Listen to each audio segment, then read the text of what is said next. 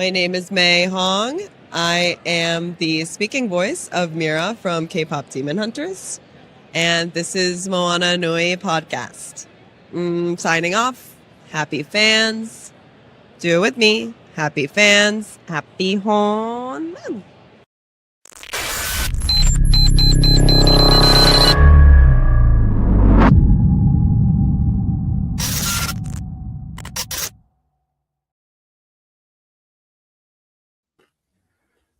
Buenas noches y bienvenidos al episodio de febrero de Moana Nui presenta Geek Speak On Sports.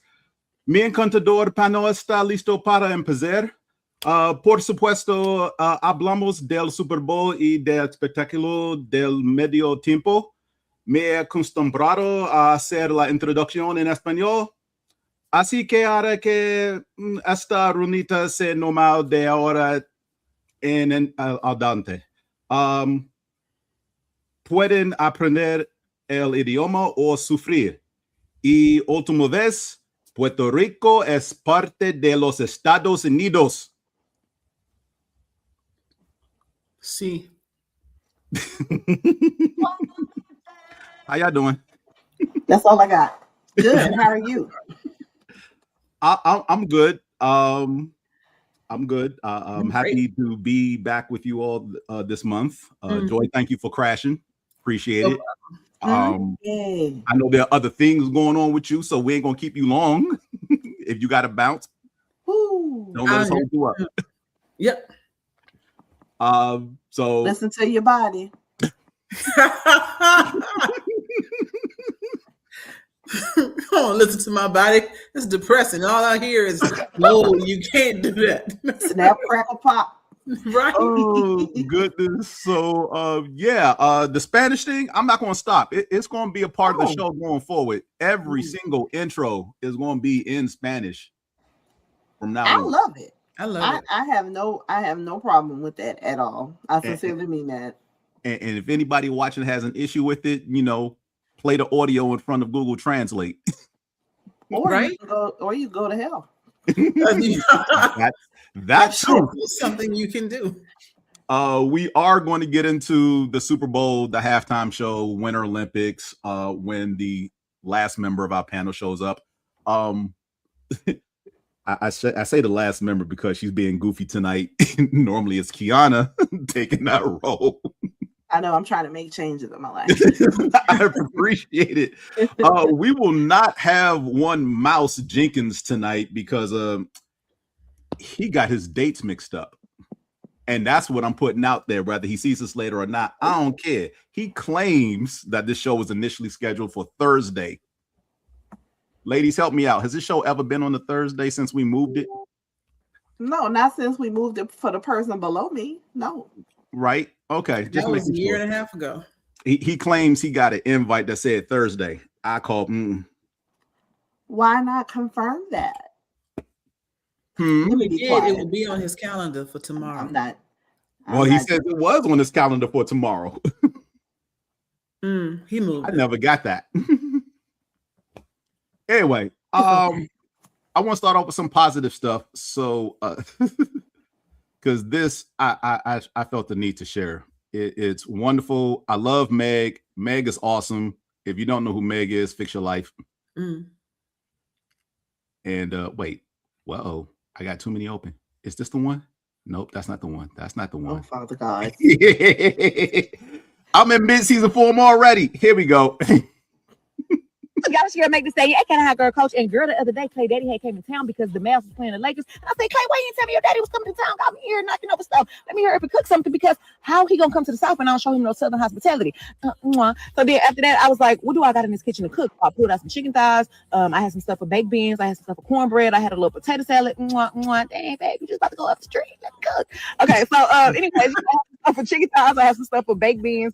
I had some stuff for cornbread. So this is me preparing my things for my baked beans, seasoning my meat real good, because I just want to tell y'all that the Thompsons love my baked beans. Okay, Miss Julie love them, Mr. Thompson love them, Clay love them, so I always got to make it. Shout out to my granny for teaching me how to make this. Okay, so yeah, this me stirring on my baked beans.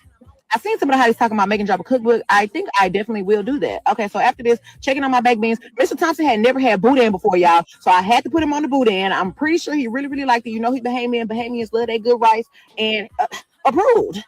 I think he might be Southern now. I don't know. So this is me serving them their plates. Look at that plate. Ain't a green in sight. God dang, I need to do better. Next time, no vegetables on your plate. But this all I had. This all I was working with in an hour, you know? I love it. Okay. I love that. I love everything about that. Everything about it. The story was interesting. A little get ready with me cooking was interesting. Absolutely. All the sound effects. Mhm. She is like just the way that, because I didn't know that like her immediate family, like she has no one like immediate family wise. I did not know that. I thought there was like maybe a sibling or something out there or whatever.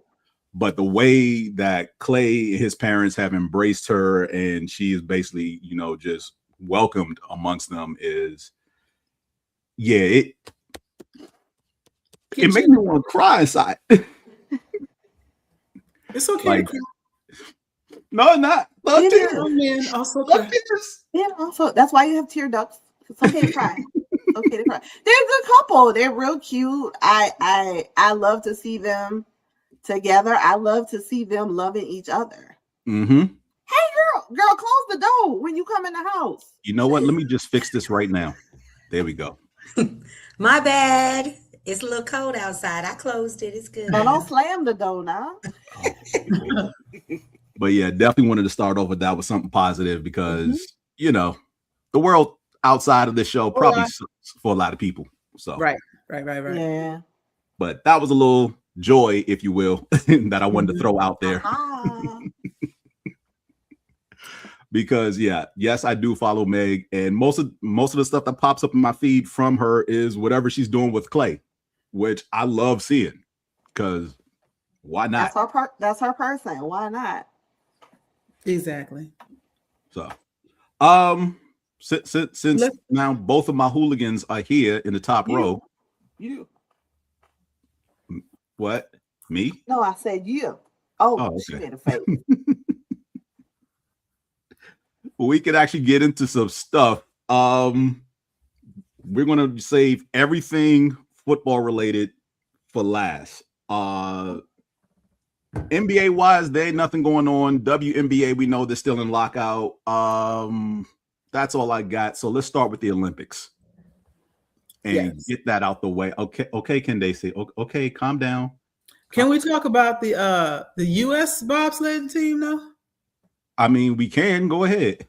Y'all saw what happened, right? I did not see what happened to the U.S. bobsled. I have not paid attention to anything Olympics wise until the hoopla that I'm going to bring up shortly. But go ahead with the bobsled team. So U.S. bobsledding team, you know, it's a team of 4. They run the little luge thing down the track. As they were running, and then you have to, you know, one after the other, you have to get in and get situated, and then they just ride down the track. So first one got in, second one fumbled her feet and tripped, and then slipped over the top, and that tripped up the third and fourth one. And so they tumbled around, and nobody but the first person made it into the actual bobsled, and she had to go down alone. The rest of them was just kind of sliding on their ass on the ice, headed down. America. Those were our girls? Yes. That was the final run? Girls? I don't know Black if it was girls? a final run. That's My God. It was the black girls? Uh-oh. Now I got to look this up. Look Not it up. during Black History Month. I think the bobsled team was black. And I'm she may just have been saying, the was one that it made because you know that was gonna be my non-thing to tell. I didn't get to see them because you know I watched the Olympics when I got back. So you just messed it up for me. Spoilers. Oh, goodness. Do we have a YouTube for that? Yeah, they do. Oh no, play it. Oh, yeah. Oh, last see something sports related. Y'all didn't. Because we was at work. Wait, yeah. Oh Oh, shit. no. Oh no.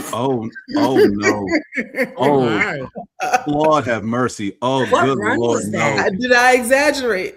Oh Nope. my. And this Wait, is the first start time I'm over. seeing it. I did not watch this before putting it up here. I just put it up here. Oh, good Play that God. again. No, wait. Can you slow it down? Oh, That was the women or the men? Oh my that's God. the women. Oh, she went up Can't over. even sit on the Oh, side straight. God damn. good. Oh, and this is the entire clip from beginning to end. Oh. But If why are you they watch not it, you'll showing see it? the second one to get into the thing is what set off the whole reaction. Oh my Mhm. God. And then they bowling pinned the last one. She was trying to get on. And they rolled into her. She didn't make it either. Watch. The last one is going to try and hold on. So you got Bop. And then she goes out. And the last one is like, I think I can make it. And then they take her out too. Oh shit. Oh my God. I try every day to make an effort to not go to hell. Thanks a lot, Joy. Wait, I'm about to say Joy ain't helping. Oh my God. the one in front, her theme song will be like, hey there, lonely girl. Mm. This is terrible. God damn.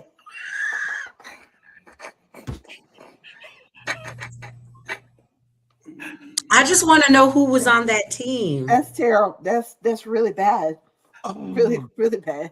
Bad. goodness. I don't know. You're gonna have to look that up. I can't. I'm still wrapping my head around what I just saw. Like, damn.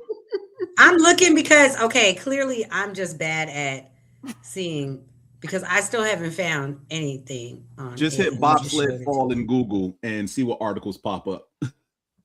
I did, and they keep showing me not what I'm looking for. Oh man. That's my damn. awful. Joy, did you hear any of you saw this in real time? Not, I think so. Oh Lord, I think I Jesus, was Father flipping God. channels and I was like, wait, what? And then it was showing on Do slow you mo. remember any of the commentary that anything else you could share with us? They were trying to, the soft voice, and I don't know why they're speaking in the soft voice. They ain't nowhere close to her. Get ready for the approach or something. I can hear it now. Is that it? That's Candaysee with the audio. That was me. I'm sorry It's all right. But because I can't read it. And it's they're making me talking bad. about they're talking about what they need to in order to medal and what they're up against. This run and blah blah blah, and then they say, oh, you can hear them like, oh, that's gonna no, like they didn't even have time to react. Oh no, oh no, this is They didn't go. right. Oh my gosh, that is. Because if it had been me, I'd have been like, damn. Okay, that's the men's team. I just want to make sure it wasn't Okay. Black Girl Magic. Oh, that was the men's team. That was Yeah, the men. I think that was a men's team. I saw Yeah, they ain't got no bodies. boobs. Well, I mean that doesn't, but they ain't got no boobs. So. Oh hell. Gonna get canceled. You got to be a celebrity to be canceled. That is awful. Hey. Wow. That was really bad. It God was bless really them. bad. That was really sad. I hope everybody's okay. They looked like they were able to walk away, especially that one person who went up over the wall and damn near split in two around that pole. So Jesus. yeah, that's what I said when I saw that. So The more you know. Thanks, Joy. You're welcome. course. Joy just doing her part. I'm doing my I part. know. She always comes up with the BS stuff. I love it. I'm gonna share something because the Olympics has pretty much exploded over something that's really kind of pissed me off, honestly. And I'm not upset at the person who did it. I'm upset at the discussion around what happened. And for those who don't know, I'm blanking on the young man's name. Performed a very acrobatic stunt in figure skating. I will say before I run this clip, in 2024, the backflip was removed from the ban list of figure skating moves for competition. Why did I bring that up? Because of this woman right here, Soraya Bonnerly. I'm not going to play the audio because there's music attached. But that is 1998. I remember watching that. Mm-hmm. I didn't even know it was banned. That's the thing. I was like, when he did it, I was like, oh, he did a black flip like that black girl. That's what when I saw it. Exactly. So everyone is praising the young man for doing that because the move is now not banned. It was banned in 98 when she did it. Matter of fact, it was banned in 76 because another male figure skater did it at the Olympics and they immediately banned it right afterwards. She did it in 98 because the judging bodies for competitions like figure skating and Winter Olympics and gymnastics in the summer, usually your judges come from European countries. They have a bias. If you are not pale skinned, they will deduct you for more points than they would your fair skinned counterparts. And that's what happened to Soraya Bonnerly in 98. She was pretty much ostracized and, overly judged in that competition because of the color of her skin. That just boils right down to it. They've even come out and said it since then. Like, it's widely known. That's what happened. So whatever errors or mistakes that she didn't land properly off a triple axel or whatever have you, where somebody deducted a quarter point, she would be deducted a half point. So what they decided to do, what she decided to do was, since she was going to lose anyway, right? She's on the Olympic, world stage. I'm gonna go ahead and hit this backflip. And the other part to that backflip is, they said it was banned because the first person that did it had landed on 2 feet. And if you land on 2 feet, then it is not a skill; it's a stunt. A skill has to land on 1 foot. So she came through and did that backflip landed on 1 foot, turned it into a skill just to show them that it was possible and that she was going to skate her heart out anyway. And that's the unforgettable moment of that season, right? Of that Olympics. That Olympics, yes. I don't remember who won. Nobody does. No one cares who won. Like, we don't. All we know is that she showed out. And I think she finished 6th in the rankings. And just speaking about what you were saying earlier, the reason they decided to allow they told her it was illegal because of, banned, blah, blah, blah. Now they're saying that they wanted the backflip in, or they allowed it because it brings more viewership and adds to the excitement. You could have had this excitement all along if you wanted it, but no, you wanted to cut up. And then because it was boring, now, you bring a little pizzazz back. Man, y'all ain't slick. But let's be real. Most of the events, well, I shouldn't say most, a lot of the events in the Winter Olympics are boring to a young audience. And therein lies the problem. That's why they, to what Joy said, they lifted the ban in 2024. They're trying to target a younger demographic to get them to watch the Winter Olympics. Young people ain't watching the Winter Olympics. Because we don't even like our douchey snowboarding friends. Why would I want to watch a competition of my douchey snowboarding friends? No, not at all. No.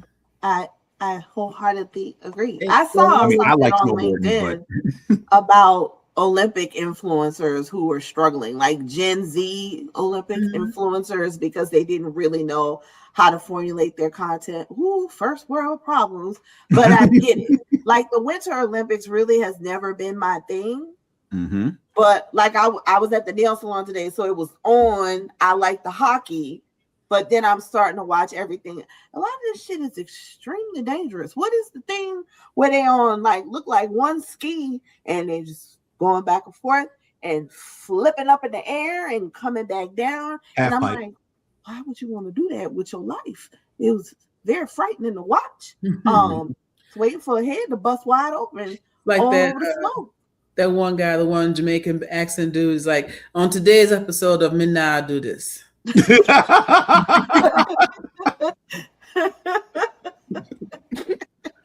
Oh, man. But yeah, the half pipe, they have opened up to actual skiing. There's skiing, acrobatics in the half pipe, and of course there's snowboarding for the half pipe. They thought incorporating the X Games would help, X Games events into the Winter Olympics, that would help with the younger viewership. It did for about the first 2 Olympics, but then it levels out because after 2 Olympics, the demographic you're going for ages out and they don't care anymore. Right. So, I mean, trying to, I get it. You try and do something to spice it up. I mean, again, when we hear Olympics, we gravitate towards summer automatically because obvious reasons.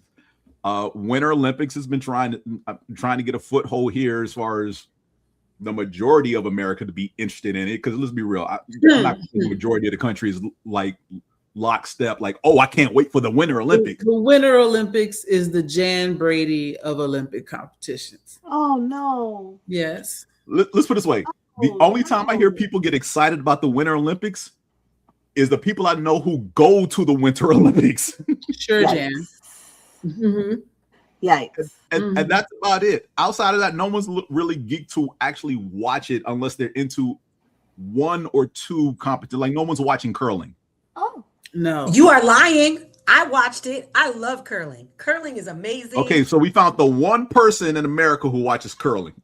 Right here. There's more. There is more of us. We love it. It is so interesting to watch.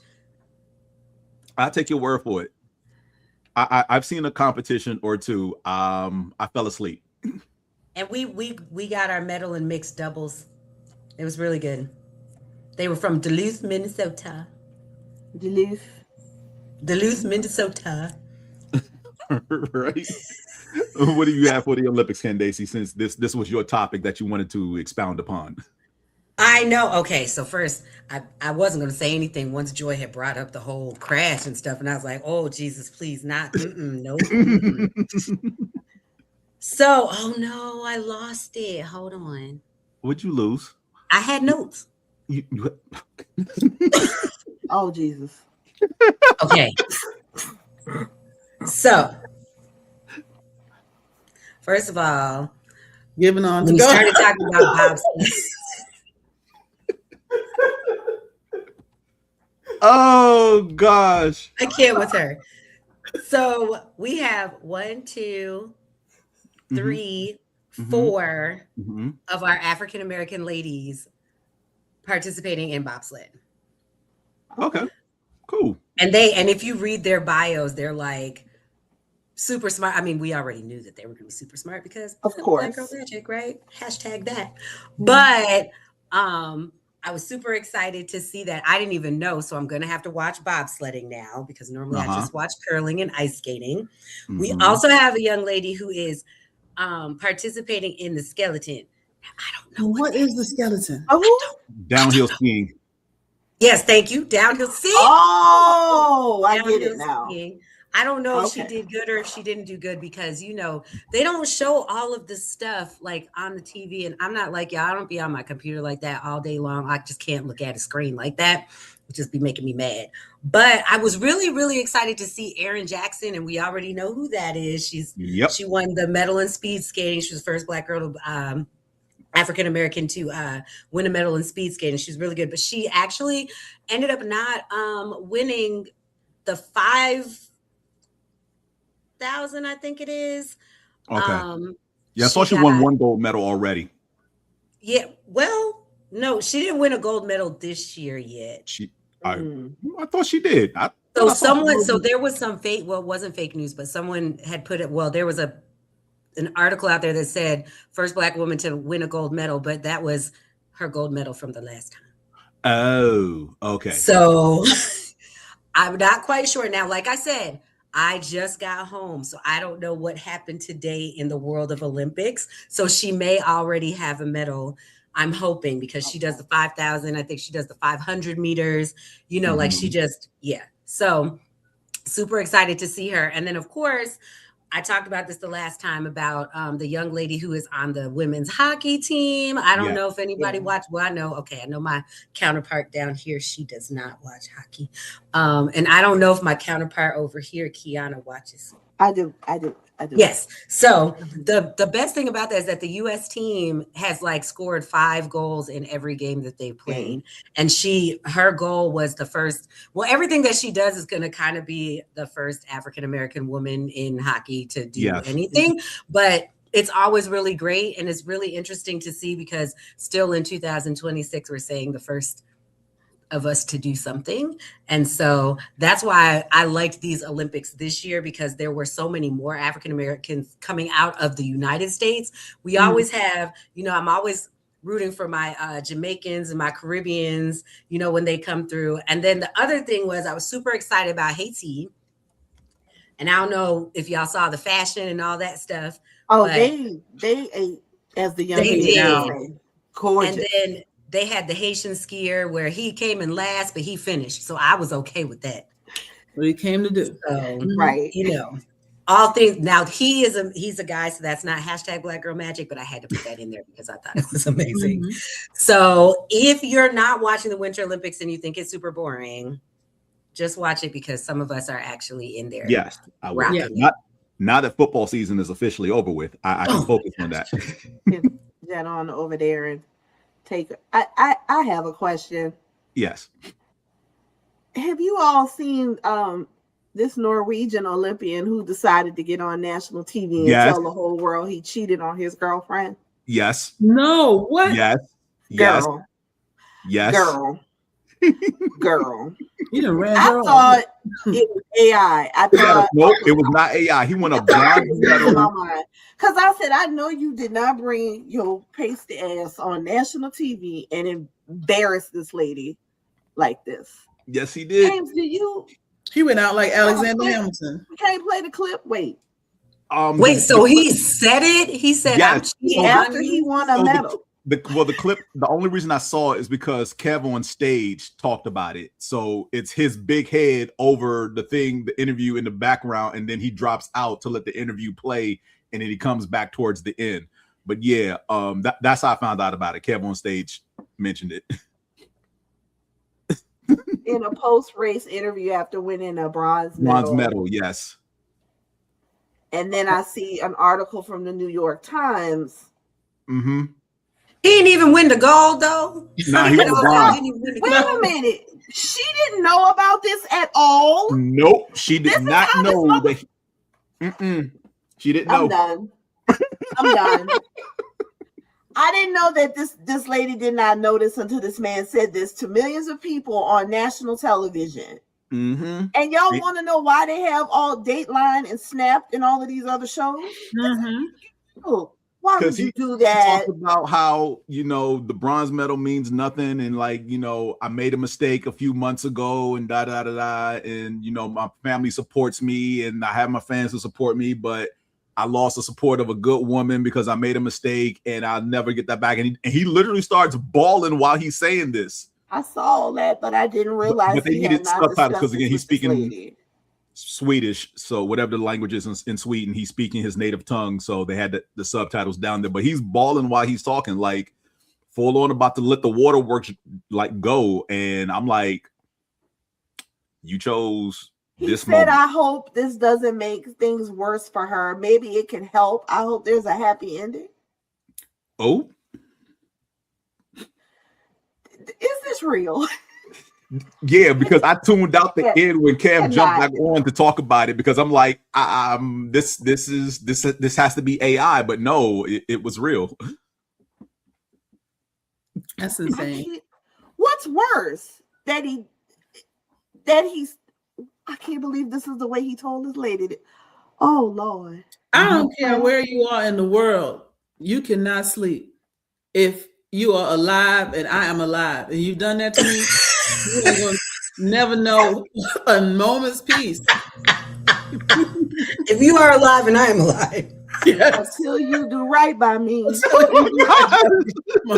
Baby, had I known prior to you doing whatever Olympic sport, you wouldn't have won that damn medal. Here's the thing. It wouldn't even be like I'm waiting on my chance to get my lick back. It would be constant harassment. Like wherever you go, it's going to be a problem. I'm going to get my lick back 1,000 times. But for every person that saw that, I'm going to do something to your car, your bushes, your house, something. And since it's all over social media, I mean, beyond millions of people have The whole world. I felt some kind of way, but I swear to God, I didn't know that this was the way he decided to tell this lady this. Sir. Because honestly, it still was all about him. He wanted the attention of, look at me being the good person and crying. Because narcissists can cry on a dime. I should know because I can. Yeah. I can cry right now if I felt like it. But Jesus. Yeah, he was being manipulative, and then now it's on public record because everybody saw it that he's sorry. And he apologized. So, if she takes him back, then it's a, salvation love story, right? If she doesn't, then she's just mean because he tried so hard. All of it. You know what? Which one of y'all said? So what you said? You couldn't even win the gold. If you're not first, you're last. That's true. Like you won the bronze and you confessing. At least if you won the gold, you won the bronze. I mean, I understand a medal is a medal, but bro. Just please, just Joy, if I ever text you 187, you know what that means. Oh my gosh, really? Yeah. Who doesn't know what 187 means? Not what it means literally. She knows what to do afterwards. Because Mr. Whoever had it, it'll be at the time. I'm fucked up.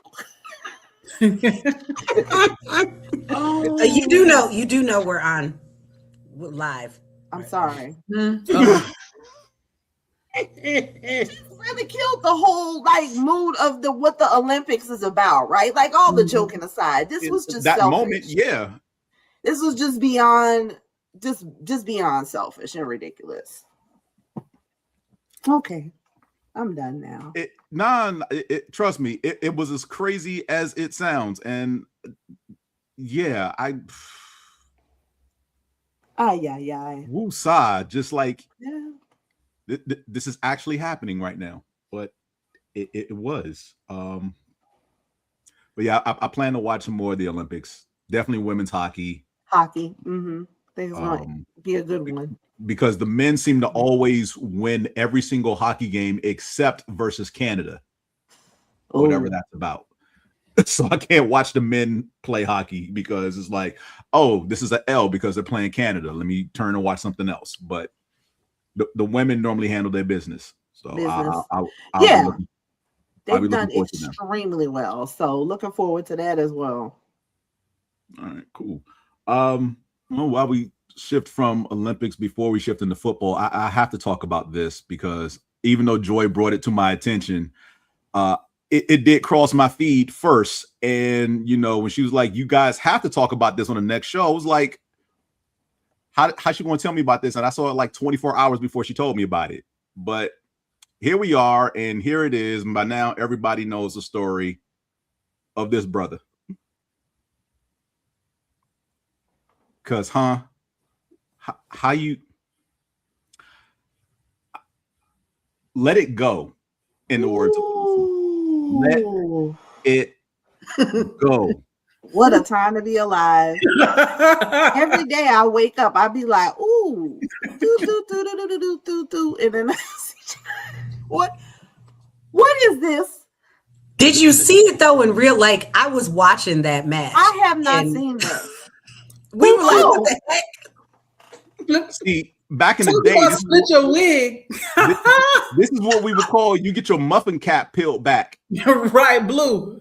Turn the wigs around. And then he took it off and threw it in the crowd, I think. Oh, you mean this? Yeah. So. Oh. I'm sorry. Did he end up winning the match?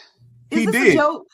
No, this is not a joke. So yes, Miller. I'm blanking on his first name right now, but he did win the fight. I think it went to decision. So yes, he won the fight. He threw his toupee in, and then post-match interview, he mentioned somebody got the scoop that he spent $700 on that. No, he didn't. I don't believe you. If I'm him and my toupee gets knocked off mid-fight, I throw it in the crowd, and I didn't tell a reporter I spent $700 on this. The next stop after that is I'm going to find the barber who did this, and he gonna catch hands. Because what type of half-ass job are you doing where this don't stay on? And if it wasn't going to stay on, maybe you should have told me it wasn't going to stay on. I could have let all this go. Well, maybe he didn't realize the glue or whatever was gonna, become, detached because of all the sweat and the hitting and stuff. Like, right, he may have gotten a lounge on the couch toupee and not exercise toupee. He didn't have the right. And he didn't realize it. He ain't never worn that one to sparring. Okay. He got a fresh new wig for the fight. And it didn't be glued down right. I just love the fact that y'all have actual theories because I don't even have the energy to try to come up with anything. Because when he got hit, I saw all the ancestors, all of them. Oh, yeah. And they was like, "How you leave the house looking like this?" That is wild. Oh gosh! Now, before we even get to the point of the debate, like my thing is, bruh, just go bald. Just go bald. Just go bald. If hair club for men younger? ain't gonna fix it, just go bald. Because at least a hair club for men, they just transplant the hair from where it's growing on your head to where it's not growing. It might not be growing nowhere though. Then if he has dead follicles on the top, then shave it all off. Some white lady told him that was cute, and that man said, I got nothing. It just does not make. Again, let it go. I think when the other man hit him, he was like, well, goddamn.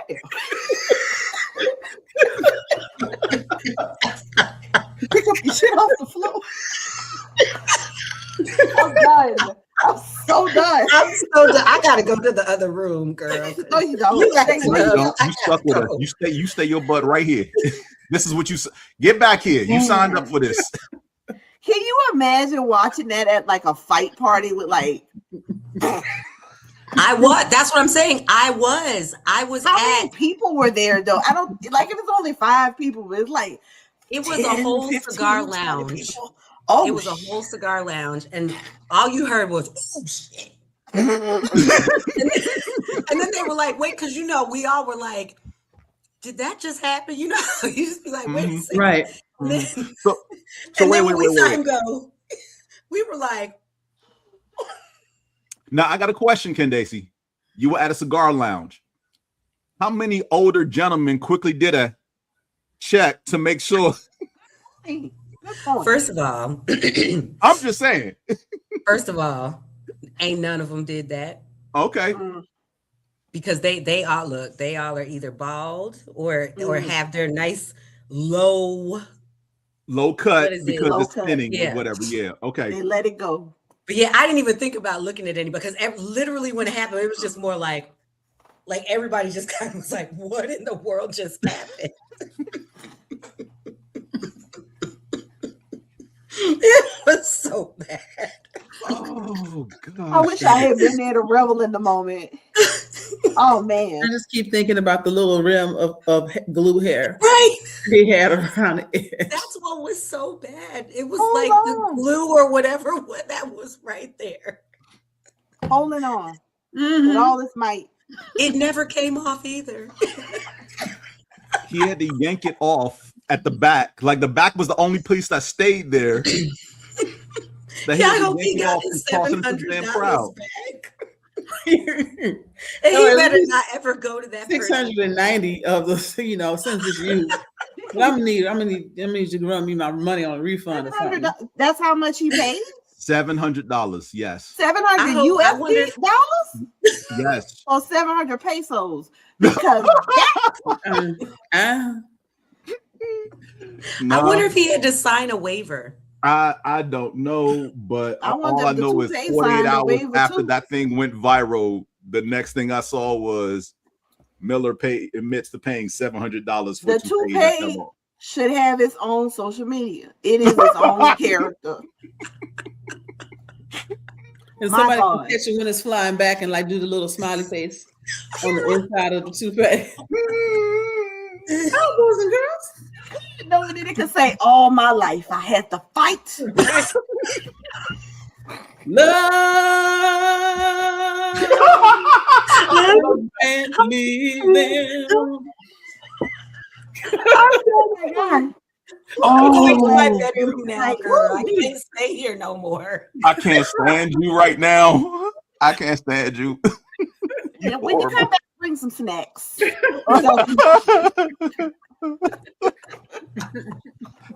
Oh my! And you know what? I'm so glad I saw that for the first time with y'all. I wouldn't want it any other way. Girl, ooh, I'm hot now because I just been. Where my fan at? Oh my! No black man needs to say nothing else about no black lady wig. Not that. Right. Never. No. I have never and will never. Yeah, we're done here. Whatever thought I may have thought I was going to have to actually one day mention, went flying with that toupee. Nope. Y'all told me how much that man paid for that. It's the sue for emotional distress. My God. All right. So before we get into the fun stuff with the game and the halftime, I do want to get the whole regular NFL stuff out the way because it does impact Candaysee. When last we did the show, there were only 8 head coaching vacancies, and somehow they came out to be 10 because we weren't expecting the last 2. Nope. Because Mike Tomlin decided to step down as Pittsburgh's head coach, and then after the Bills lost the divisional round to the Denver Broncos, they must, to everybody on the outside looking in, crazily fired Sean McDermott. So, Candaysee, I will let you speak about the coaching turnover in your house. I'm very interested to hear what you got to say, girl. Why? Because that exactly. You remember Women's of Brewster Place? Oh, hell no. Yes. Remember at the end when they was like, we're gonna just knock down this wall. They was just, I mean, it was a good moment, but I just felt like I was just knocking down the wall. Like, what? Like what hold on, let me get my thoughts together. So I am a fan of Joe Brady. Mm-hmm. Okay. I loved him. I liked him as our offensive coordinator. Mm-hmm. But I just don't understand. There's so much going on with my organization right now. Like the owner, the general manager, they just talking out the side of their neck on all sorts of things. So we still don't even know why McDermott was even like fired. Neither do we. And I just did he go to a team? He didn't go to a team yet, did he? He didn't go to No, McDermott did not get picked up by anybody. Right. And so wherever he goes after this, I'm going to cringe every time that we play them because until I can get more clarity on why we did this and then why they want to talk about my baby Qiana Claiborne. You already know how I feel about him. And I can't.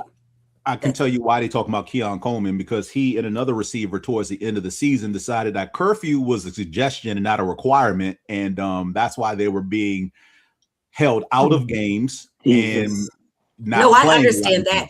I understand that wholeheartedly. I know why he was reprimanded. Yeah. I'm talking about we didn't really want to pick him up anyway. Yeah. Those things. I'm like, yo, didn't your mama ever tell you that you keep family business to yourself? You can't just It seems like a lot of stuff is just being spewed out on impulse and emotion. Like, what is really going on? Because basically, let Matt. The thing that's baffling to everybody from the outside looking in is that McDermott got fired and the general manager got promoted. Right. I have no words for you. Like I said, I don't know what's going on either. All I'm gonna say is that you said the general manager got fired and who else? No, the coach got fired. No, the coach got fired. And the general manager got promoted. So you just think about every like CIA police force movie you've ever seen, and somebody gets kicked out of the force and somebody else gets promoted, and that's the one that ratted out or set up somebody in the first place. So that's why the coach got fired and the other one got promoted. He was a snitch. He snitched on whatever he knew. He snitched on the coach and got coach fired, and they promoted him for it. Yeah, because at press conference with him and the owner, they basically put the coach under the bus about the coach and other coaches wanted to draft these players we didn't want. Because that's the part that Candaysee's talking about. And it's like, wait, what? Why y'all putting that out there? The general manager should still have, no matter who the coach wants, because coaches do have input on player personnel. The only time they have control over player personnel is if they are also the general manager, which has not happened in a while, or they have enough clout to override the general manager, which does happen in some cases. I will get to one shortly because that was a coaching vacancy as well. And they can override the GM to where the GM is like, this is the player that we want, da da da da. And then the coach goes, no, we want this player. But he's not the general manager, and it kind of lessens the power of the GM in some regards. The GM is more so a figurehead than actually doing the job. So it's just, we'll just see how it plays out because, it's still early. So once, I'm sure it'll get leaked or whatever, or they'll give more clarity. I hope they do. But I will tell you, my fellow Bills fans that are actually in Buffalo, they want to get to that new stadium and start kicking down doors for answers. I'm just curious. Did Josh Allen make a statement? Not that he defines what. I'm just curious as to what his opinion is. He hasn't said anything. He did crash a number of Joe Brady's interviews after Brady was announced as the new head coach. Yeah. Okay. So Brady went around. He didn't make a statement. Nah, like he didn't have a press conference but he also was getting that footwork done too. So I feel like, but he does love Joe Brady. But I mean, yeah, right, exactly. That face right there. Yes. Yeah, I mean he's loved him forever. He's loved both the coaches, so that's why I'm like, I'm sure that he was glad they didn't go to somebody absolutely different, like different. Yeah, I can understand being frustrated because you keep getting to that pinnacle moment, and it's not panning out the way that you like. But I'm gonna need you to not be like the little red man and Inside Out. And blow your top. Calm down. Right. Do it again. It's just I'm sorry. Gender wars here. Men are this is emotional. This was emotional decision that y'all made. Like, and he said it too. He was like, well, after our loss, and after we saw Josh Allen crying, and after we blah, blah, blah, we just decided. And I was like, you just decided? And I'm thinking to myself, what if we had made it to the Super Bowl and then we didn't win? Were you going to fire him then? I don't think he would have fired him then. Because the way the Seahawks played, I just feel like we would have just got ran over anyway because we were not healthy. Josh wasn't healthy. No. That defense would have been. It may have been a bloodbath. It wouldn't have been as bad as it was with the Patriots because our offense will at least. No, it would have been worse. We would at least score a little bit, but goodness. Anyway, sorry. Nah, it's all good. But yeah, Buffalo was the 10th team to have a vacancy and then fill it with Joe Brady. The new coaching hires include Robert Saleh, who was hired by the Titans, the only minority hire. The Giants hired Jim Harbaugh. Giants fans are happy because they know that Joe Shane's days are numbered. Jim Harbaugh's deal, which I alluded to earlier, allows him to circumnavigate the general manager and report directly to the owner. That's the only person he reports to. Oh, yeah. Oh, yeah. The plot thickens. Okay. So the general manager with the Giants, Joe Shane, his days are numbered. Come this time next year, he may not be with the organization. Well, he should have been with the organization after he let go of Saquon. He should have been fired. No. We love him for that. But I'm saying he should have been fired after that. I'm not saying No. He did the right thing, letting go of Saquon. It worked out for us. I know, but what I'm saying is he should have been fired for doing it. Let him do it again with another player. Oh, Lord. The Falcons hired Kevin Stefanski. The Cleveland Browns hired Todd Monken. The Raiders hired Clint Kubiak, who just won the Super Bowl with the Seahawks. The Arizona Cardinals hired Matt LaFleur. The Baltimore Ravens hired Jesse Minter. The Dolphins hired Jeff Hafley. And the Steelers hired Mike McCarthy. 0 black coaches hired in this cycle. There are only 3 black head coaches in the NFL. Ooh, Nico shocker. Ryans of the Houston Texans. Aaron Glenn of the Jets, and Todd Bowles of the Bucks. Robert Saleh, again, the only minority hire because he is Muslim and Lebanese. Ooh, I'm so surprised. Right.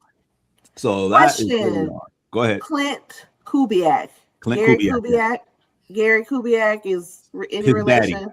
His daddy. Oh, okay. Mhm. Because I stopped kind of following Gary after he basically got ran out of Houston because the Texans fans, that man had a heart attack while he was the coach.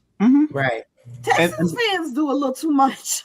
Too much. And and then he went on to Denver and won a Super Bowl with Peyton Manning. Exactly. So who is Well, the organization?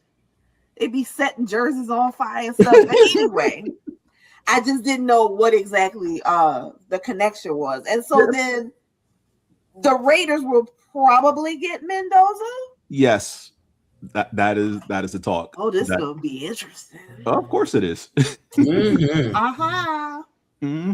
Absolutely. And now we're going to wrap up the last bit of the show with everything that took place. So, how did y'all feel about the game, first of all? Not Joy, because I know Joy was only there to watch the halftime show and look at the commercials, and she saw her Ghetto Chew toy. Well, she missed her Ghetto Chew toy in one commercial, saw him in another. I've seen it since. Oh, you have seen the Meta commercial he did, jumped out of the plane? Okay. So, thoughts on the game? Because I, for one, actually, I'm different. I like defense. Let me phrase that. Yeah. I love defense. So to watch both defenses go out there and for the first 3 quarters limit the offenses, I was not upset by that. Now, I did say at the gathering that I was at that this is not what I said this before they even kicked the ball off. The league doesn't want this. There are 2 things they don't want. They don't want defensive battles in the Super Bowl, and they don't want blowouts in the Super Bowl. So they weren't happy last year, and I told the people I was around this past Sunday, they're not going to be happy with this one because of how it's going to play out. And it played out as much as I thought it would. So starting out 9-0, not good for your general fan base and your casual fans. But defense wins championships. I know that. I enjoyed watching it, but I'm saying the casual audience that they draw in every year screams boring. And when I got back to work, you don't even watch football until you watch the Super Bowl. This is the NFL knows that and making my ass itch, and it's annoying. So let me just get this off my chest. You need some preparation, H. First of all, it's in the cabinet, girl. First of all, women, I love us. Joy, I love you. I know you're not a sports fanatic, but every year we have to go through this group of women who feel passionate about how I don't like football and I don't want to watch this. And oh my God, and my husband, he just takes up all. Then don't, girl. Don't watch it. Don't watch it. If you want to sit with your man and watch it, if you don't. But there are those of us who love the game. We appreciate it. And when we are watching it, like when we go into the sports bar, we don't have on stilettos and bras. We are wearing you know what, girl? After 5 o'clock, you do whatever you feel you need to do. And so, I do. I still wear my heels and stuff. I'm real girly to the game and everything. To watch the game. That's 1. 2, everything and sometimes I just hate social media because all it is a dumpster fire for people to give unwanted opinions and complain about everything. I enjoyed the game. The defense was awesome. I don't like games where it's very high scoring. That's where I get bored. But as I was watching this game, I'm like, these mofos about to keep going back and forth until somebody quarterback F up. Mhm. And lo and behold, pull little Drake, pull little Tink, he'll be okay. I think he's a good quarterback. But I was like, they got him, and they're knocking the confidence out of him. I'll see that a lot of times with what's the 49ers quarterback name? Young guy. Oh gosh. The Brock 49ers? Purdy. Yeah, Brock Purdy. I noticed that when they played Kansas City, they had that game. And once they shook his confidence, that was the end of it. So if you're somebody who genuinely enjoys sports, you look at the game for what it is what it is. I enjoyed it. But what I really enjoyed was the Seahawks winning and getting their lick back from that other Super Bowl. That was beautiful. So I was happy for them.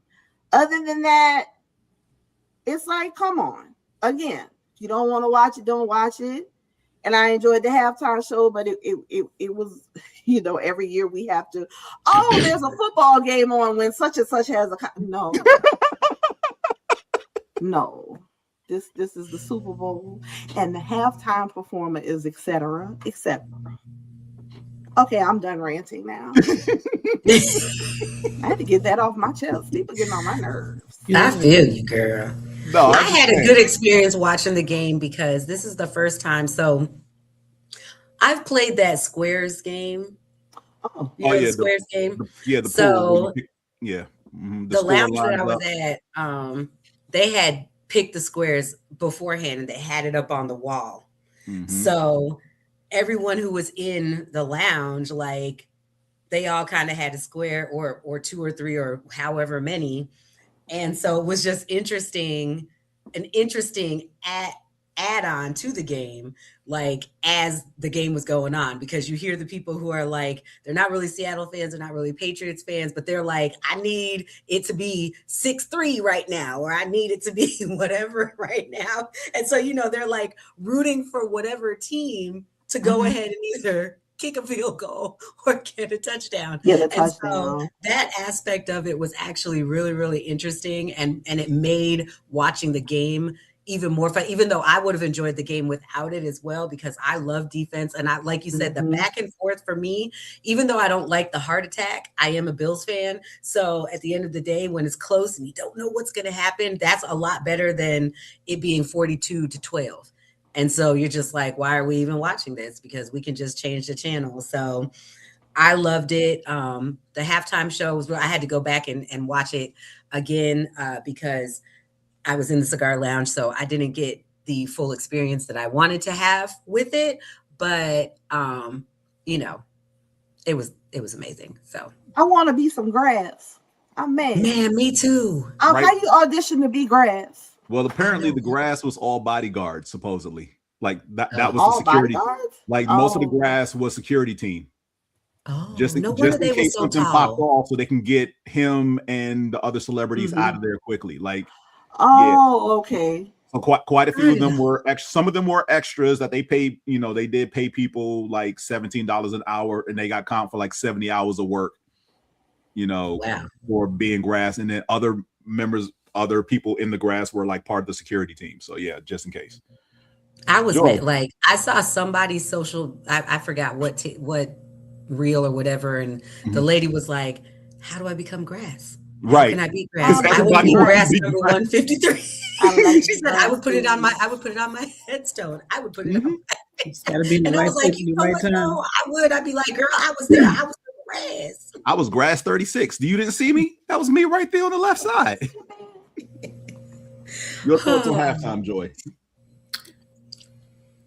Bad Bunny is awesome. If you can't speak Spanish, it didn't matter.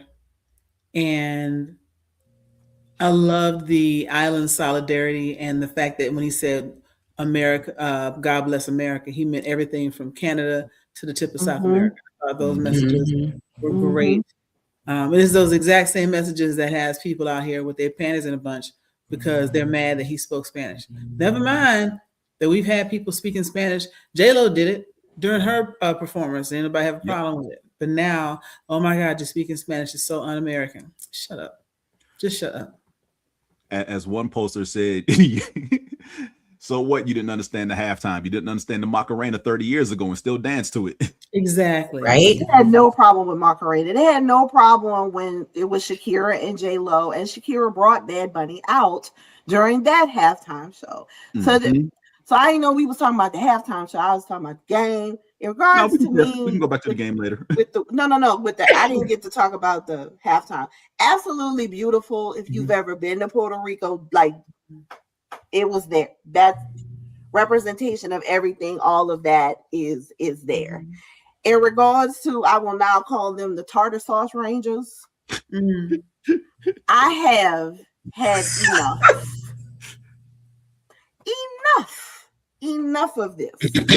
If you don't like it, why did you watch it? Just so you could be seen, be heard, get attention, and complain. So I no longer want to give any of those tartar sauce rangers mount up any type of attention or anything. I have never in my life seen a group of people who want to eat everybody's food, their hairstyles, drinks, date the people, sleep with the people, go to the other people's countries, but you hate the people. Right. You have a demonic bloodline. Yes, I said it. And something is wrong with them. Like they have a mental health problem. And it just seems to be getting worse. But you know what? I feel like there are more of us than there are of them. And if they don't get right soon, they're not going to have nowhere to go. Like they're going to have to stay amongst the rest of the tartar sauce rangers at whatever conventions that they go to and converse with those individuals.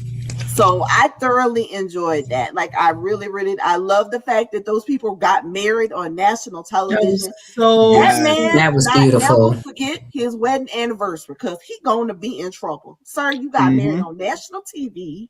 You can remember this for the rest of your life. But I appreciate the fact that Benito also just made a point to have people like genuine, authentic people in his show. The young lady that was the manicurist, like there's a line outside her shop right now. The taco truck or whatever was in there. There's a line wrapped around the block in LA, so bringing all of those people to light, all their businesses, all of that culture put on stage. If you don't like it, I think at this point, nobody cares.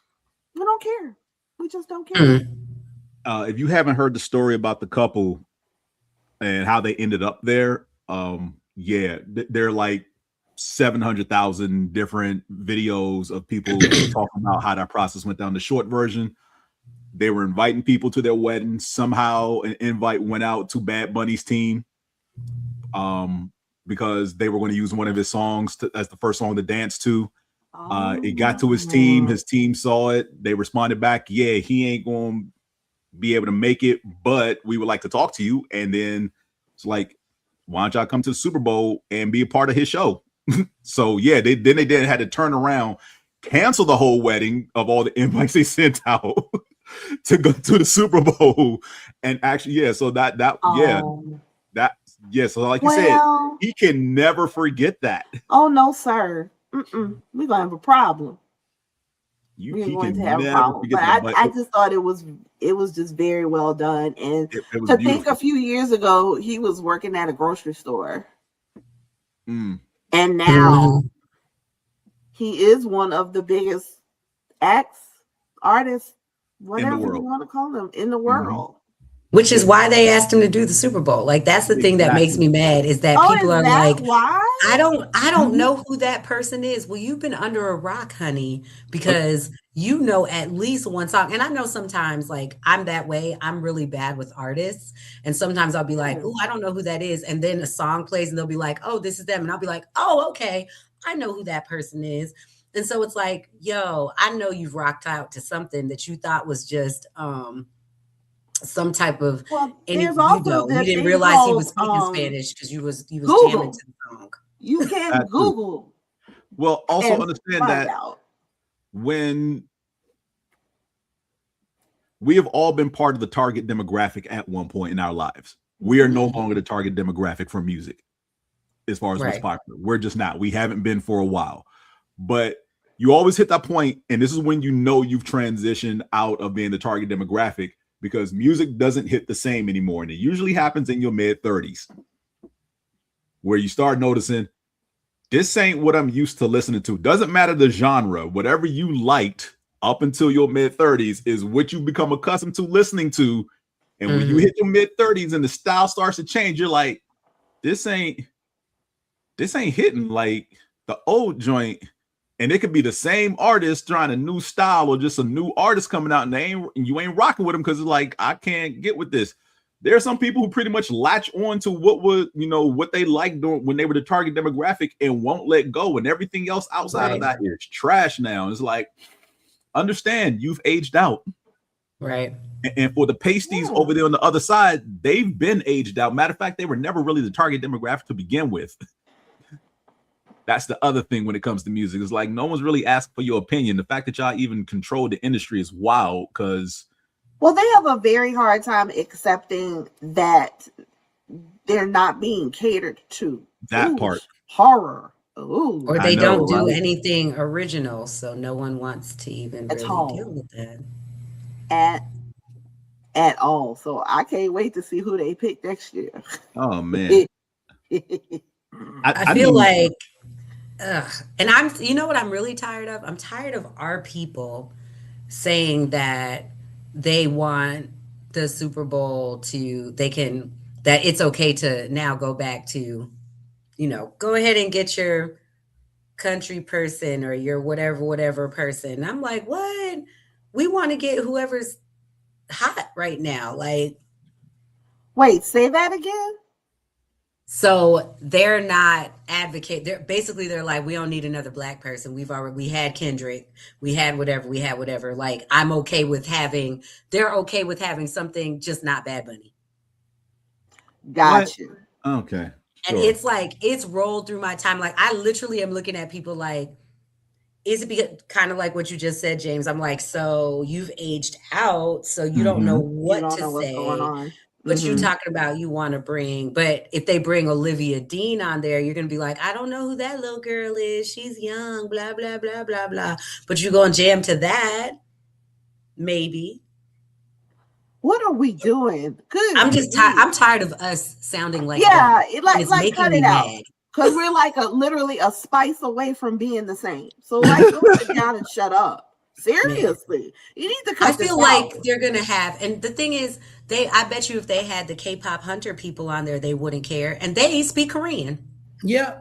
Like, their music is Korean. They speak Korean. Like, well, how about half the acts that they have up there? Green Day or Bono or and Bono. Green Day was there.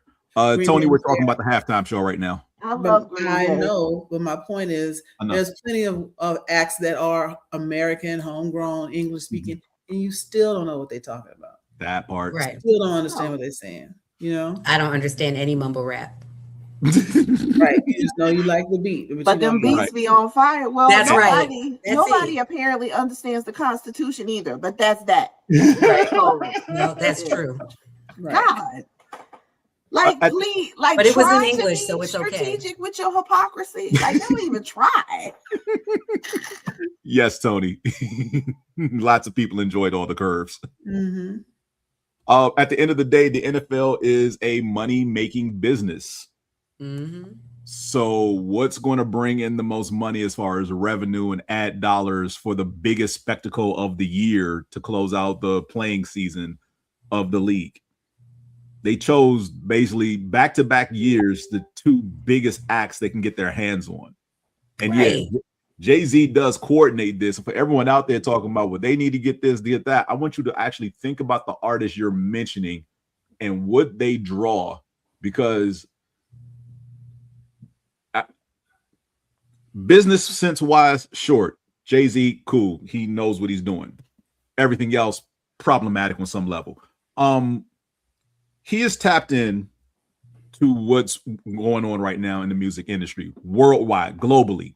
And the NFL is trying to be global. They want to overtake soccer.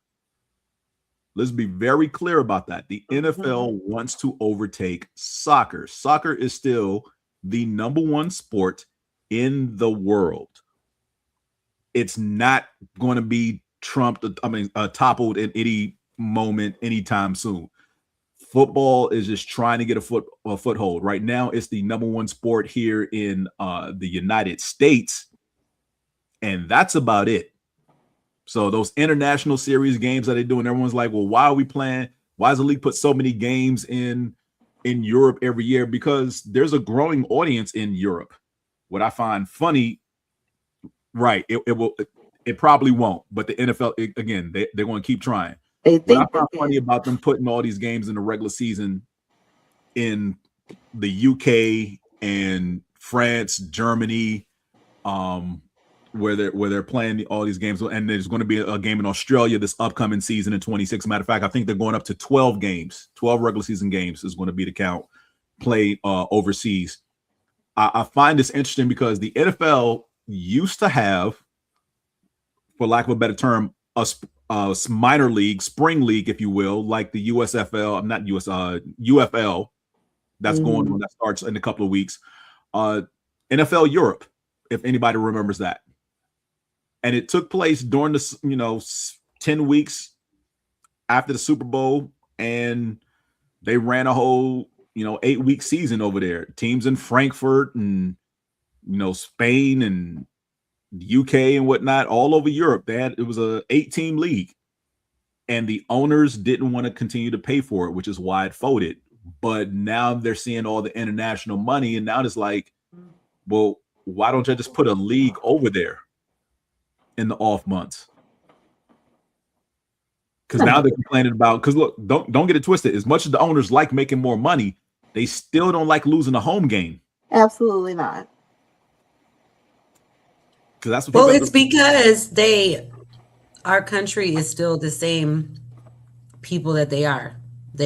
We are who we are. We put NFL Europe in there. Now they're going to be like, why? This is an American sport. Why are we over there? Why are there people? It's just. No one's ever going to be happy. Right. Over and over again. Mm-hmm. Right. And it's not like NFL Europe Rangers money. Never stop complaining. I'm telling you. They're always, I just be like, what y'all mad about today? Write it down. But to bring it back to Bad Bunny, like, we had Kendrick last year, we had Bad Bunny this year. I'm trying to think who's the top artist in Asia. Like, if I hear they get Stray Kids for the Super Bowl, I know somebody who's going to be at that concert. Man, the Stray Kids, they shut down up here by the Battery. Yeah, we didn't know who they were. We were supposed to be having an event. We saw that there was no Braves game, so we were like, "Great." We get there. I'm going. I'm like, I could have walked from my apartment to here faster than trying to get in here. And I was like, what the heck is a Stray Kid? So then I saw like it was all different people too. So like there was no real demographic. So I looked it up, and then I had to call my sister because she's the one who's into all of that. And I said, hey girl, I was like, the Stray Kids are here. She was like, oh, are you going? No, I am not going. That is not my genre. I am not going to that. But then when I went to work, one of my girls, she was like, well, that's, what is it, third generation K-pop? I didn't realize there were different generations, but I digress. Them Stray Kids, everybody loves them. Yes. What Stray Kids? What generation Stray Kids, Joy? Fourth. Okay. Fourth. See, I was close. Fourth generation K-pop. I didn't even know there was generations, girl. So maybe next year they will put a K-pop band up there. There was a discussion, online, not really, but everybody was, and it's funny because a lot of people were like, this would be great, another show representation, the States, blah, blah, blah. And then other people were like, but it's not from the States. They're from Korea. So just because you like the music doesn't make it an American thing. Like, it was just a valid point.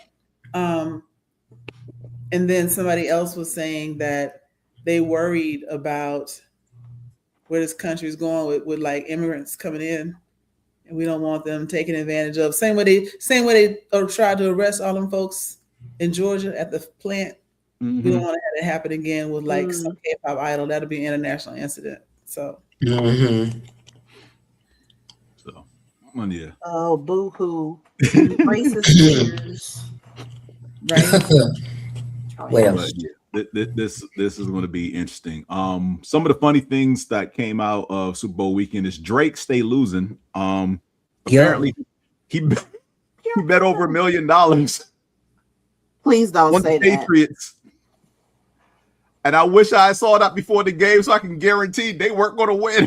I didn't see it. So why don't he just like go hide for like a good year or two? Don't do nothing. Don't say nothing. Just meditate. Well, I'm pretty sure he bet that money on the Patriots because the quarterback's first name is Drake. Of course. So Never bet on Drake. the streaker who ran the field, I tell you this that was smart. Only an 11-by-8 can get away with this. So he runs into the field because he placed a bet that was paying out like, what was it, 500 to 1 or something crazy like that. That somebody would run on the field at the game, and to ensure the bet hit, he himself ran on the field. Now, if you can find it on IG, because I have seen it that some of them are being taken down. He's wearing like a GoPro on his chest, or whatever, so you can see a POV view of him running out there. And one of the videos actually shows another person hopping the stands as well. So while security is getting one guy, he's the one running the field. Wow. So he ended up paying. So he ended up paying a, what was it, $1,000? It was either $1,000 or $5,000 fine. I can't remember which one. But the payout from the bet was $375,000. Yeah. Right. So he was winning. So he still won. It's like the hell. $375. That's a lot of toupees. I hate you brought it back. I hate that you brought it back. Girl, It it's went over your head. Not over your head. Not over your head. $375,000 US American. I need a scale. I know we need to figure it out. All heroes don't wear capes. I'm not even mad at all. And the sad part is he had the money to be at the Super Bowl. Right. So he basically made back all his money. All his money, yeah. It was whatever a his trip was, bet. he made that back too. Like, we should set him up with the Norwegian man's ex-fiance or whatever she is at this point. Yes, we should, girl. You want a strategic and smart man with some money. Damn sense. I am so glad the way you brought all the stories back full circle. I'm just saying, it's the circle of life. Everything is truly connected. Well, he's only paid $1,000 fine for a $50,000 bet that paid him $374,000. Dang, he had $50,000 to bet. Gee, please. I don't want to give them my $50,000. I mean, look. I'm not. I'll just keep it in this Roth to make sure. IRA. Look, he invested $50,000. He got $375 back. I know it's all a gamble. I understand. It is, and the fact that he actually made it over the little retaining wall to get over there, because like, folks, if you haven't been to a football game, to get from the front row over that wall down to the field, that's a drop. I feel like also, I think he paid some people off too. I feel like he was like, yo, I'm about to make this money, so I'm gonna do this. I think the person that they were running after, he paid them to do it. Because again, like I said, there was two. Because there's video of his POV, if you will, running all over the field before he gets knocked out, because one of the Patriot players actually knocked him down, so security could and you can see the Patriot player actually lunge at him and clean his clock really from the camera or whatever. But like I said, when he hopped over the wall, someone else hopped as well. So security is running to the first guy who hopped the wall, because that dude slips while he's trying to run into the field. The first, but that's what I'm saying. I'm wondering if he paid him off, so then he probably did, so that he got a clear shot to actually get onto the field unobstructed, because he wasn't gonna make it. So while security's like, "Hey, we got to get this guy," and you see 4 bodies run over there, and then he's like, "All right, now I'm gone," and he hops off the rail and just goes. I just want to know if that actually happened. Somebody do a documentary on him. Okay, for real. 10 years from now, there probably will be one. A mini documentary. We don't want a long one because it's not much to talk about. We just not 30 minutes. at all. Not at all. And then, unfortunately, I'm gonna end it on a very. Oh wait, before you go, I'm so sorry. Oh wait, never mind. You're gonna ask us for our thought processes at the end. Go team. Thought processes or what? No, you always say, is there something else that you want to talk about right before we go? Sorry. Go ahead. My bad. Are you sure? Are you sure I can go? Yeah, go.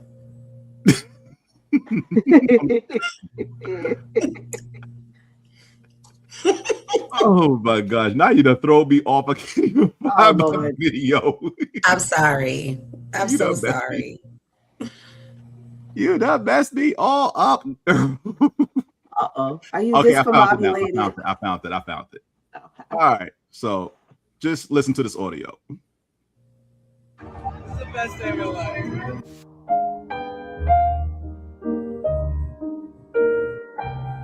Yikes. How you feeling? This is the best day of my life. Ay, ay, ay. How you feeling? Ooh.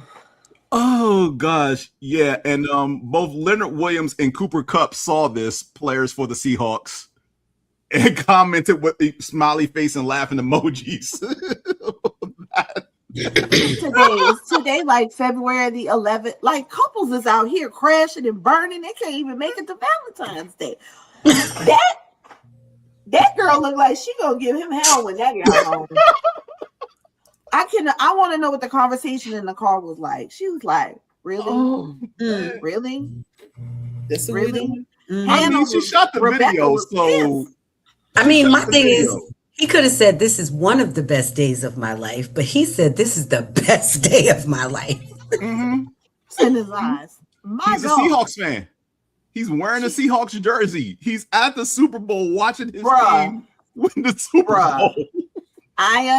Trust me. And she asked him how he was feeling. However, comma, my God. Yo,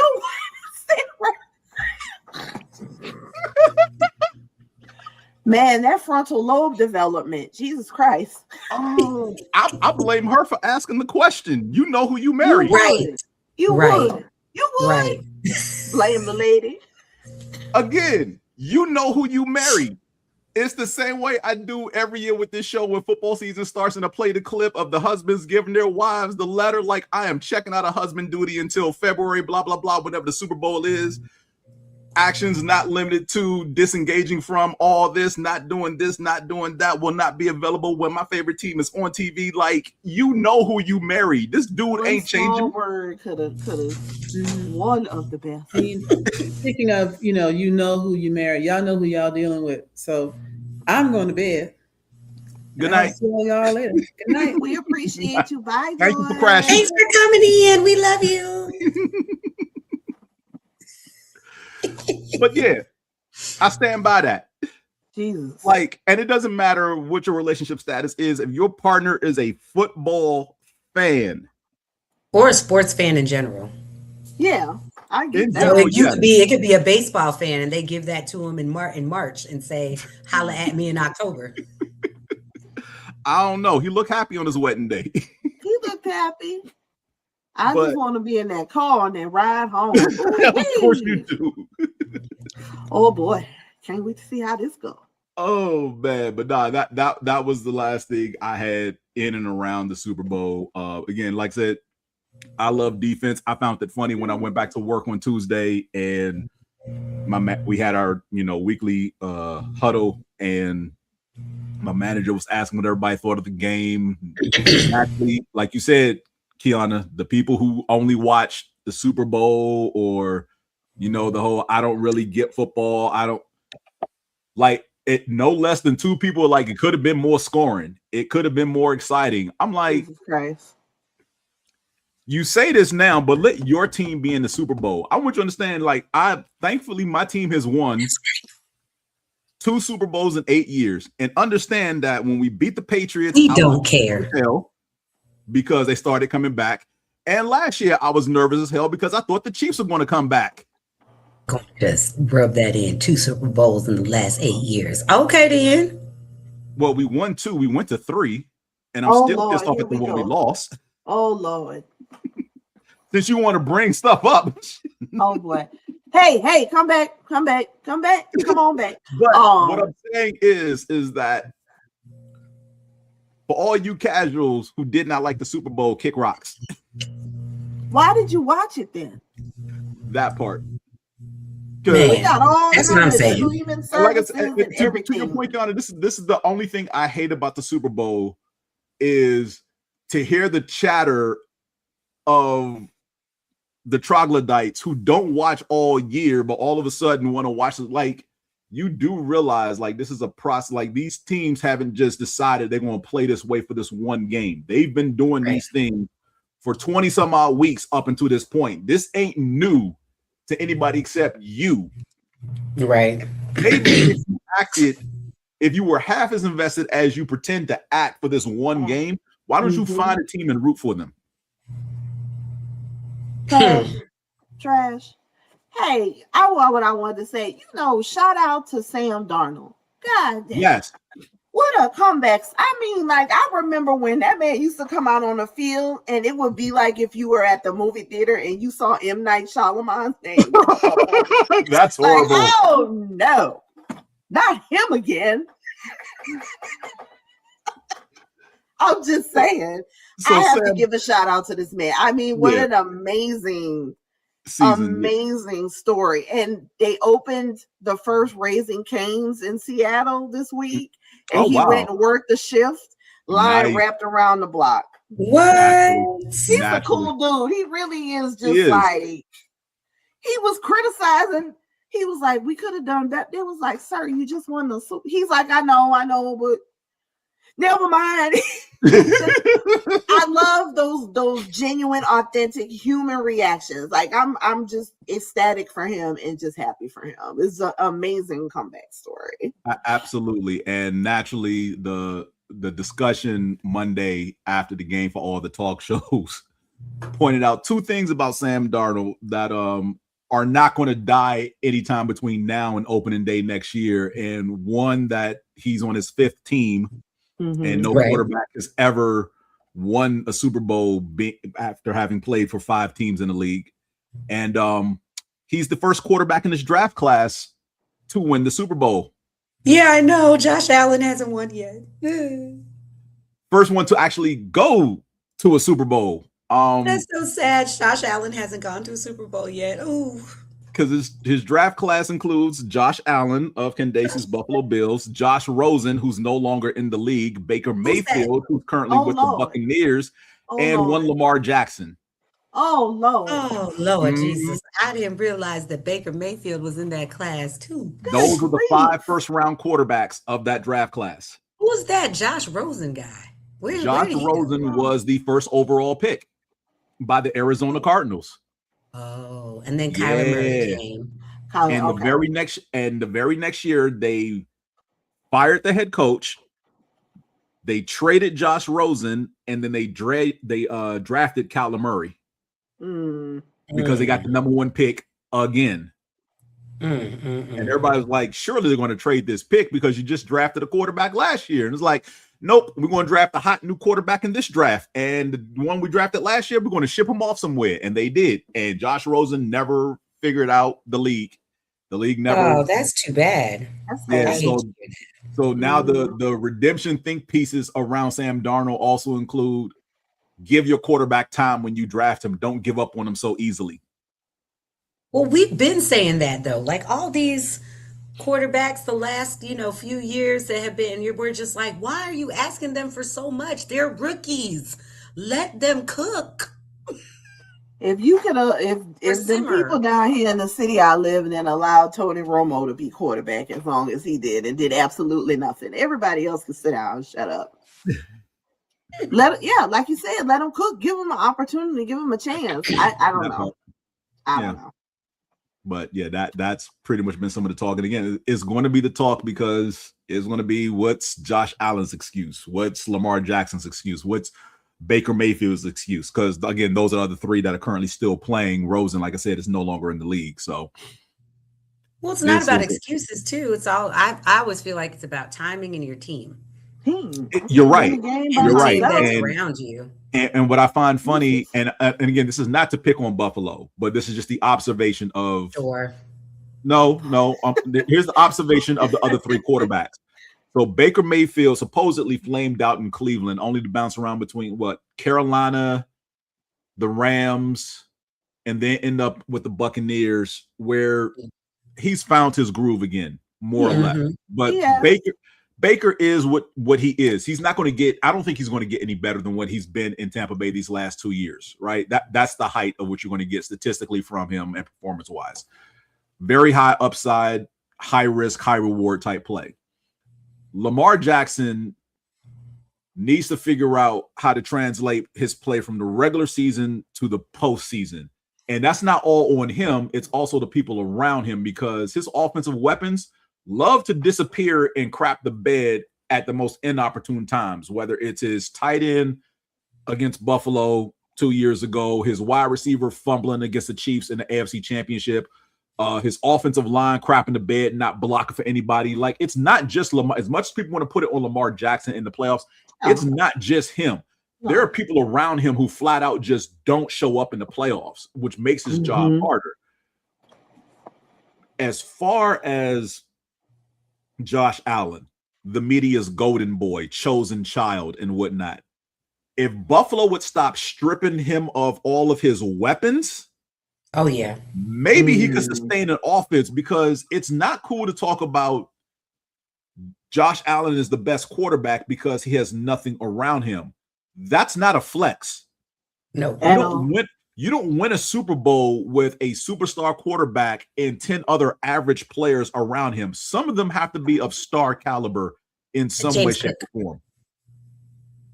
What's that? James Cook. Okay, so one superstar. Sorry. One other superstar who they don't give the ball to. Yeah, what's the point? They do. He had the most rushing yards this year because they paid him. But last year he was very close to Derek and Saquon. I think he was third. No, he wasn't. Understand that the gap. So last year, Christian McCaffrey was third. Yeah, McCaffrey was. No, McCaffrey didn't play last year. But I mean, he rushed over. Cook was top 5. Cook did finish top 5, but understand the gap between Saquon and Derek at 1-2 to 3 was like 400 yards. Remember, Derrick Henry rushed for almost 2,000 yards himself. He was like 50 yards short of 2K. That's true. They should have done that. You know what? They should have given the ball to Saquon this year, and maybe you guys would have went a little further. That would have been nice if we had an offensive line that remembered how to block and stay healthy, and they didn't either of those things. Oh my damn! Yeah, you're right. So it's kind of hard for Saquon to run when no one's blocking, with their defenders in the backfield every time he touches the ball. Yeah, because the offensive line forgot how to block, and our best lineman ended up hurt, so the backups are in there like deer in headlights. Trust me, I know what happened with my team. I'm not afraid to say it. They sucked this year. O-line sucked. They didn't suck. They were actually pretty good. They sucked. I'm sorry. They sucked. Okay, I'm so sorry that I went there. Sorry. Let's go back to what we were talking about. Oh, we don't want to talk about Josh Allen either. We're just going to wrap it up. Why don't we want to talk about Josh Allen? I'm not going to bag on Josh Allen anymore. All I'm saying is leave the man alone. Let him go ahead. Going forward, they need to, because again, he had wide receivers and they took him away because they felt they could draft younger guys and get the same production. We see how that's worked out this season with the guys they drafted last year because they're cutting up and being knuckleheads. And every time they bring a veteran in there, there's always some disconnect with the veteran receiver and whoever's running the offense, because there's nothing designed to get that veteran receiver the ball, especially when that veteran is easily the best wide receiver Josh Allen has to throw to. You're not designing anything for him to get open. And they need to draft him. They need to pick them up before the season. And it'd be nice if your defense would stop crapping the bed in the playoffs. That's it. That's all I got. Well, it's nice. It would be nice for my defense to actually stay healthy too. Yeah, because I'm going to say the same dude's getting hurt every year. Milano gets hurt every year. Boyer, they all get hurt. Boyer gets hurt every year. It's like, do these dudes stay healthy? Nope. They come back. They we don't want to talk about it. Don't get me sad. And But yeah, it's just the beginning. That's the draft class of Sam Darnold. So he's gone from seeing ghosts on that infamous Monday night game against the Patriots to hoisting the Super Bowl trophy. Yeah. Great turnaround for him, and maybe the pundits will get off his back. Yeah. Maybe. Probably not. Probably not. Probably not. You know. Oh man, that's all I got. Y'all have anything else you want to discuss before we get out of here? Roommate, you want to go first? I know you had something. Okay, I actually have two things. Okay. The first thing is the Patriots were doomed from the get-go anyway because Stephon Diggs plays for him, and so does Matt Collins. Oh, Matt Collins, because he left our team. Well, okay, forget Stephon. Stephon talked a lot of ish, so he got what he deserved. But Matt, he just decided not to stay with the Bills, and then went across he did a Juan Soto. He went across the bridge and went to doggone the Patriots. And so then he took his I don't wear no shoes or no coats or no hats or anything in the weather. And he took it all the way up there, and his bad juju and karma. Well, he's the one that started the Warriors chant celebration that the Patriots would do after games, to which one talk show host I saw mention, does he know what happens to them at the end of the movie? Oh my God. All I know is those two, they were doomed from the get-go because of them. So ha ha ha. Way to not be bitter about this. Anyway. And then the second thing I forgot that I wanted to talk about, and you guys might have talked about it in the beginning, but Coco Jones. Yay! She we did not talk about Coco Jones. Amazing. Her outfit was Whitney inspired. Mm-hmm. Plus it had the red and green because, power to the people. Mm-hmm. And she sang the mess out of that song, and she was amazing. Does she look a little bit like Jennifer Hudson to you? No, not a little bit, a lot. Okay, because let me tell you, I was getting ready to go to the Super Bowl party, and I said, well, I'm not going to leave yet because I want to see, Lift Every Voice and Sing. So I was getting ready, and I heard her voice, and then I looked at the TV, and my mind went, and then I was like, wait a second. And then I said, I've never noticed how much she looked like Jennifer Hudson, but she did such an amazing job. Yes, she does. They do favor each other. They do. I can tell when they close up, but when you look at her profile, she has a lot of the same. Yeah, I'm not saying that they're twins, but they favor each other. Yes. Because I've seen something else. Maybe it was Jennifer Hudson had posted a picture of them when Coco came on her talk show. And I was like, oh, okay. Yep. Well, but she did on the Lifetime movie, you could go ahead and play Jennifer. Yeah, I don't see it. I'm sorry. We're not going to listen to you anyway because you might go get a toupee one day. I will never get a toupee. Father God, please don't. I want you to understand that I keep my hair cut close because I already know I'm thinning in the back. Show us. No, there's no reason to do that right now. Okay, sorry. Go ahead, roommate. And then I had two things. I don't know if you all had already talked about it, but did you guys discuss the Stuart Scott 30 for 30? No, we did not discuss that. I won't go too deep into it because I know we have to wrap up. I watched the first 30 minutes and then I didn't go back for 2 weeks. It's hard, y'all. Y'all. Mm-hmm. But so well done. Yeah. That's my top favorite 30 for 30. It is. It was so nice to just be able to learn so much more about him. Mm-hmm. But I'm so glad they had so much video footage of him in early years. Just great storytelling all around. And I don't know if the 30 for 30s, do they get nominated for Emmys at all? Yes, they do. Yeah, they do. That's it. You can't, to me, top that. And especially because he was so dear to ESPN. But yeah, it took a while. You know, Sports I world had in the whole general, yeah. Viola snot cry and everything. But I miss him dearly. And listening to Scott Van Pelt talk about him, whew, emotional. And then the last thing, James, if I put a link to a video in the chat, can you pull it up? So I just found out about this today, so I haven't done my research, but there is a company called One Court.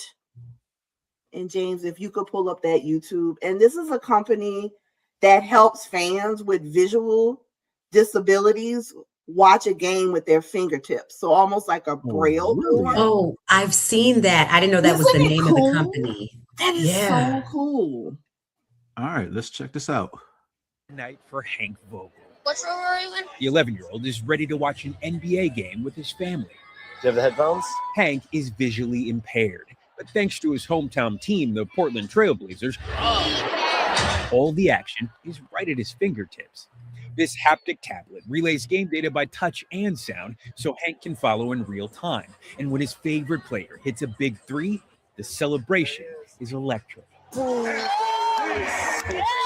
actually be in the arena and like experience it with everybody else. I almost felt like I was like a regular person. I don't know how to explain it. We're doing a translation of the game from a very visual format into a tactile format that's accessible. Jared Mace and his team of engineers designed the One Court tablet, which translates gameplay into complex vibrations. Users can follow every movement of the ball. And as you feel vibrations like move out of frame, you can shift your hands and start to follow it. The goal, expanding the tech to other sports. An automated audio feed narrates the action. Shot. Score. How hard was that vibration? It's just like, ah! It's like, oh, okay. So that's what happened. The Hank review, like, what do you think? I definitely experienced the game way better than I would have because I can kind of have a sense of what's going on. So no Blazer fan, this is out on a big moment. To see him be able to really enjoy it in a different way, it was cool.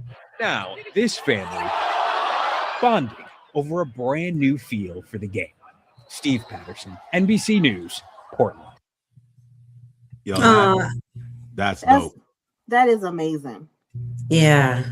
I think I saw that clip at some point. That was, I think that's super cool. There's another one with a black gentleman at it. I don't know if he's at a Knicks game, but I saw that and I was like, I didn't understand what he was doing at first. And then I'm just kind of learning about the board and how they move their fingertips. This is what technology should be used for, damn it. Right. Just absolutely. That's awesome. Indeed. That was it. Okay. Want to share. Good job, roommate. High five. You got doing it the wrong. Man, with y'all. Oh gosh. Oh, for Mouse who isn't here tonight, we thank you for joining us this evening. Like, comment, subscribe, YouTube, Facebook, IG, Twitch, and enjoy all the other wonderful shows we have here on the Moana Nui Podcast Network. We will see you next month. March Madness will be right underway, and hopefully I'm not completely worn out from a convention I'll be going to the week before. We'll see. Yikes. Yikes. Indeed. What convention is it? BlurredCon. Oh, okay. Yeah, I'm going to BlurredCon, which is the first weekend of March, and then get back on Monday-ish, and then we'll be doing the show 2 days later. So we'll see how together I am. May lean on y'all for some heavy lifting. We don't know yet, but we're here. We're here for you. Or how the figure skater did the other day. He went like this as his heart. Be careful, girl. Don't pull off your toupee. Yeah, I think that's a good stopping point. Say goodnight, everybody. Good night, everybody.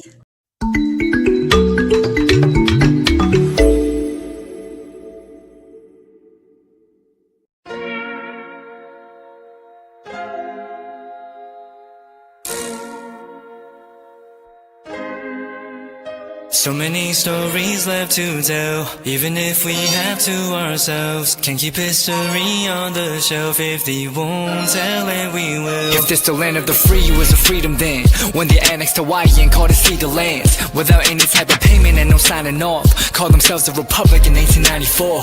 1.2 million acres overtaken from the native Hawaiians. When they resisted, the West retaliated in violence and erasure. The Hawaiian language is banned as part of colonialism's plan to expand, yeah. Stuck between a rock and a hard place. Multiple bombings of Kaho'olawe as a part of their ongoing war with Asia. Used it as a place for target practice. No consent or compensation. Colonizers call for annexation. The work of all the locals. School will never let you know. So many stories left to tell, even if we have to ourselves. Can keep history on the shelf. If we won't tell it, we will. Too many stories left to tell, even if we have to ourselves. Can keep history on the shelf. If we won't tell it, we will. We will. So if you put Hawaii into perspective, well, Black and Asian history is interconnected. Considering the fight with the Pacific, then of course versus Asia, they was treated as a middleman for war, but didn't let the Western colorism run its course. Cause dark skin was a sign of dignity to core. The land was taken in the name of capitalism, when prior to it was an actual kingdom. Clap back at the system. Stuck between a rock and a hard place. Multiple bombings of Kaho'olawe as a part of their ongoing war with Asia. Used it as a place for target practice. No consent or compensation. Colonizers call for annexation. The work of all the locals. School will never let you know. So many stories left to tell, even if we have to ourselves. Can keep history on the shelf. If we won't tell it, we will. Too many stories left to tell, even if we have to ourselves. Can keep history on the shelf. If we won't tell it, we will. So many stories left to tell, even if we have to ourselves. Can keep history on the shelf. If we won't tell it, we will. Too many stories left to tell, even if we have to ourselves. Can keep history on the shelf. If we won't tell it, we will. We will.